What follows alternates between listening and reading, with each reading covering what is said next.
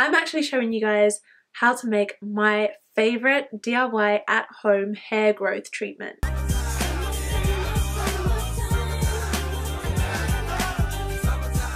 Hi guys, it's Lana here, and today I want to show you guys how to make rice water. So the rice water actually contains lots of amino acids, it contains patera, so all of these things really strengthen the hair, which means that your hair is going to be able to grow nice and long, and it also makes sure that your hair is shiny at the same time. So it's really easy to make. I did actually make a video about this before, but it left some of you guys confused with how to actually make it. And I know that there is a lot of confusion, like on the internet, online and in real life, about how to actually make rice water. So all I can do is show you guys what works for me. I do have extensions in right now, but my hair comes down to here, so my hair is still pretty damn long. So if you like this video, please thumbs it up because it really helps me out. Also leave me a comment down below, tell me what kind of videos you want to see from me next time. And now that you guys have done all of that, let's go ahead and jump into the video.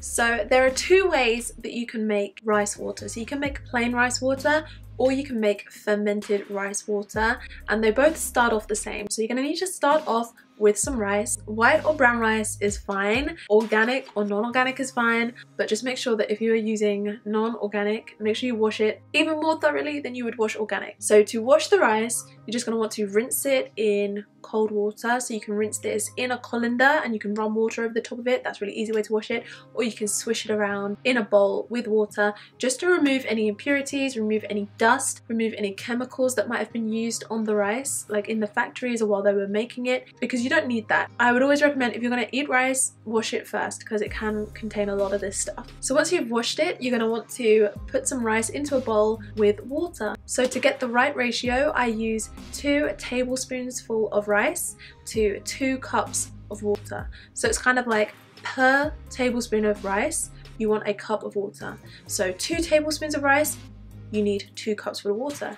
If you're going to use 4 tablespoons of rice, you're going to need 4 cups of water. Because this doesn't last for very long, you wouldn't usually want to make a huge batch of this at once. So this amount of rice water is going to be absolutely perfect for that. So you just put the rice and the water in a bowl together and you just want to swish that around. You can also knead it with your knuckles as well, and that's going to really help the nutrients to seep out of the rice into the water, because what you're really trying to do here is to get all of the nutrients out of the rice into the water. So you can leave that mixture together for half an hour, and that will usually be enough time for enough of the nutrients from the rice to have seeped into the water, and it should turn a milky, cloudy white color, and that's how you know that there is rice nutrients in the water, and it will definitely change the color of it, and that's how you know. So you can go ahead and you can use that right away, or you can use fermented rice water. Plain rice water is good, but fermented rice water is even better. pH level of plain rice water is higher than the pH level of your hair, whereas the pH level of fermented rice water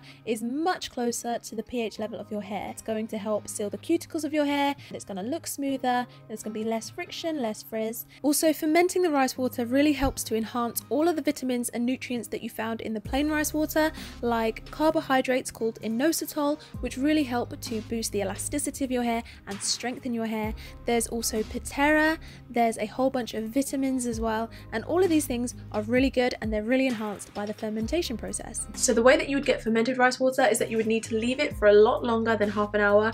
Usually 24 hours is enough time to ferment the rice water. You might find it's a little bit smelly, so if you do worry about that smell, I mean, it's not too bad, but if you are worried about it, then you can stick in some lavender essence or some orange peels. So I actually went ahead and I just grated some orange peels into the mixture. So after 24 hours, there might even be a few bubbles if you stir it, and that really just shows you that it's fermented and that it's good to go. You're going to need to filter the water. You don't need that rice anymore, and you definitely don't need those little chunks of orange peel. So what I like to do is I put the rice water through a sieve, and the sieve will catch the rice, it will catch the orange peel, and then you'll just be left with the cloudy white mixture, which is the rice water.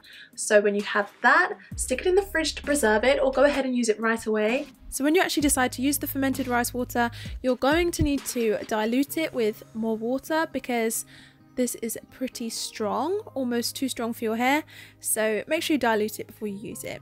So I do just want to talk about boiling the water versus not boiling the water, which seems to be where most of the confusion lies. People don't know whether they should boil it or not, and whether or not they can use the water from after they've just boiled rice to eat it. I personally don't do this because from what I understand, the hot water, boiling the water, can help the nutrients to move out of the rice into the water much more quickly than if you were to just leave it at room temperature overnight. But I feel like the window to have the perfect amount of nutrients is so small, and it can be very, very difficult to actually get that right. If you leave that water for the full 10 minutes that it takes to cook your rice, then you really risk over boiling all of that nutrients. The nutrients only took 2 minutes to come out, and now it's been sitting in the water, it's been boiling. That can be too long, and you do risk kind of killing that nutrients and wrecking any of the benefits that it had. So I feel like it's really difficult to gauge. It's a really difficult timeline to get exactly right. So the easier thing to do is just to leave it all at room temperature. Just make sure that you get that balance right. Like, you don't have to worry about overcooking the nutrients. You don't have to worry about killing the nutrients. So just leave it at room temperature for 24 hours. So that will do the same thing as having boiled it for 2 minutes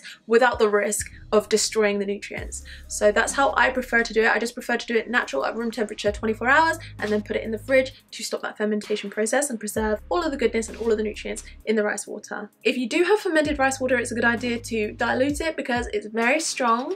So you can dilute it by adding a little bit more water and just make that mixture even bigger. And then go ahead and use it however you want to. So I have 3 main uses for my rice water. I use it as a pre-poo, as a deep conditioning treatment, and as a hair rinse.